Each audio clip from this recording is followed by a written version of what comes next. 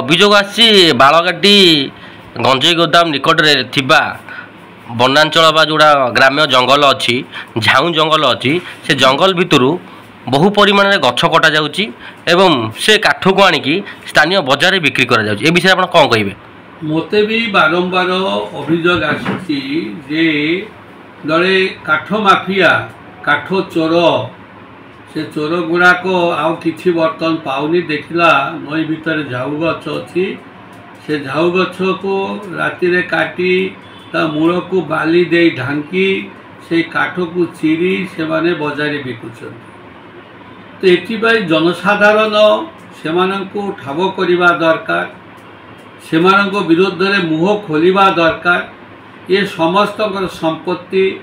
ଝାଉ ଗଛ ଅଛି ବୋଲିକରି ଏଠି ବନ୍ୟା ହେବାର ଭୟ ନାହିଁ, ନହେଲେ ଘାଇ ହେଇଯିବାର ଭୟ ଥାଏ। ଯେଉଁଠି ନଈ ପଠାରେ ଝାଉ ଘାସ ବା ବିଭିନ୍ନ ପ୍ରକାର ଗଛ ଥାଏ, ସେଠି ବଡ଼ ଧରଣର ପାଣି ଆସିଲେ ବି ନଈରେ ସେଠି ଲୋକମାନଙ୍କର କିଛି କ୍ଷୟକ୍ଷତି ହୁଏ ନାହିଁ।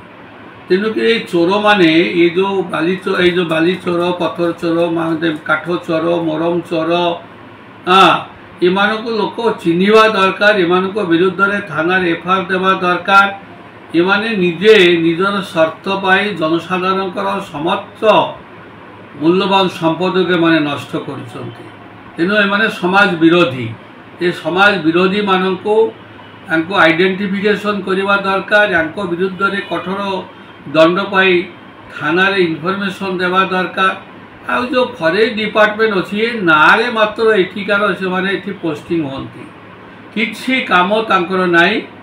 ତାଙ୍କ ଆଖି ଆଗରେ 21ଟି ଛଅ ମିଲ୍ ଚାଲିଲାନି, ସେମାନେ ମାସିକିଆ ଚାନ୍ଦା ନେଇକି ଚୁପ୍ ହେଇ ବସିଛନ୍ତି। ଏଗୁଡ଼ାକ କାହିଁ ଏଠି ପୋଷ୍ଟିଂ ହେଉଛି କେଜାଣି କି? ସୁପ୍ରିମକୋର୍ଟ ଅଫ୍ ଇଣ୍ଡିଆ ଦେଇଛନ୍ତି ଯେ କୌଣସି ଭାବରେ ବେଆଇନ ଭାବରେ କରତକଳ ଚାଲିପାରିବ ନାହିଁ।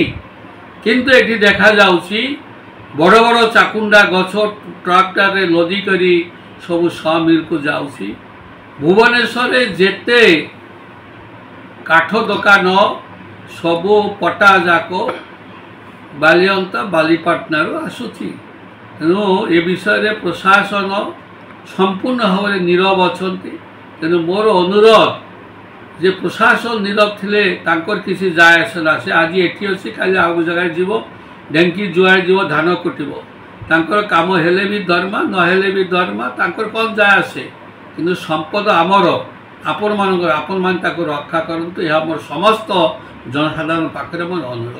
ଯେ କ'ଣ ସ୍ଥାନୀୟ ଅଞ୍ଚଳରେ ବର୍ତ୍ତମାନ ଯେଉଁ ଜଙ୍ଗଲ ଆସ୍ତେ ଆସ୍ତେ ଗଛ ସରିବା ଲାଗିଛି ବା ଯେଉଁ କିଛି ଲୋକ ବାହାରିଛନ୍ତି ଗଛ ବହୁ ପରିମାଣରେ କାଟି ନେଇଯାଉଛନ୍ତି, ଯେ କ'ଣ କହିବେ ପ୍ରଶାସନକୁ ଆପଣ ନେଇ କ'ଣ କହିବେ, କ'ଣ ଜଣାଇବେ? କଥା ହେଉଛି କ'ଣ, ଯଦି ପ୍ରଶାସନ ଆକ୍ସନ୍ ନିଅନ୍ତା, ଏ ଯେଉଁ ଡିଏଫଓ ଖୋର୍ଦ୍ଧାରେ ବସିଛନ୍ତି ଆଖି ବନ୍ଦ କରିକରି, ଏ ଯେଉଁ ରେଞ୍ଜରମାନଙ୍କୁ ପଠାଉଛନ୍ତି, ସେଗୁଡ଼ା କିଛି ନୂଆ କିଛି କାମ ଜଣା ନାହିଁ, ସେମାନଙ୍କର କିଛି ଧରପକଡ଼ କରୁନାହାନ୍ତି।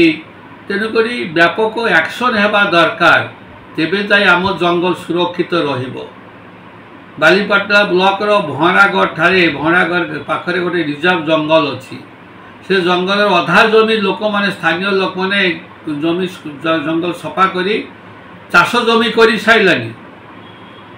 କିନ୍ତୁ ପ୍ରତିବର୍ଷ ଟଙ୍କା ଡିପାର୍ଟମେଣ୍ଟର ଆସୁଛି, ଫରେଷ୍ଟ ଡିପାର୍ଟମେଣ୍ଟ ଜଙ୍ଗଲକୁ ମାନେ ନୂଆ ପ୍ଲାଣ୍ଟେସନ୍ କରିବା ପାଇଁ, ଜଙ୍ଗଲ ସୁରକ୍ଷା କରିବା ପାଇଁ, ବାଉଣ୍ଡାରୀ ଦେବା ପାଇଁ ସବୁଯାକ 100କୁ 100 ଆତ୍ମସାତ କରୁଛନ୍ତି ଡିପାର୍ଟମେଣ୍ଟ କର୍ମଚାରୀ। ଏହା ମୁଁ ଦୃଢ଼ତା ସହିତ କହିବି, ଏଥିରେ ମୋ ତିଳେ ମାତ୍ର ଦ୍ୱିଧା ନାହିଁ। ତେଣୁ ଏମାନଙ୍କ ବିରୁଦ୍ଧରେ ଜନସାଧାରଣ ଆୱାଜ ଉଠାଇବା ଦରକାର। ଯେଉଁଠି ଜନସାଧାରଣଙ୍କର ଆୱାଜ ନାହିଁ, ସେଠି ଚାକିରିଆଙ୍କ ମନରେ ଭୟ ରହିବ ନାହିଁ। ଚାକିରିଆ ତ କ'ଣ, ଚାକିରିଆ ତ ଆଜି ଏଠି କାଲି ସେଠି ଯିବ, ସେଠିରେ ଭଲ ହେଲେ କେତେ, ଖରାପ ହେଲେ କେତେ, ତାର ଯାଏ ଆସେ କ'ଣ? ଜନସାଧାରଣ ୟାକୁ ବୁଝିବା ଦରକାର।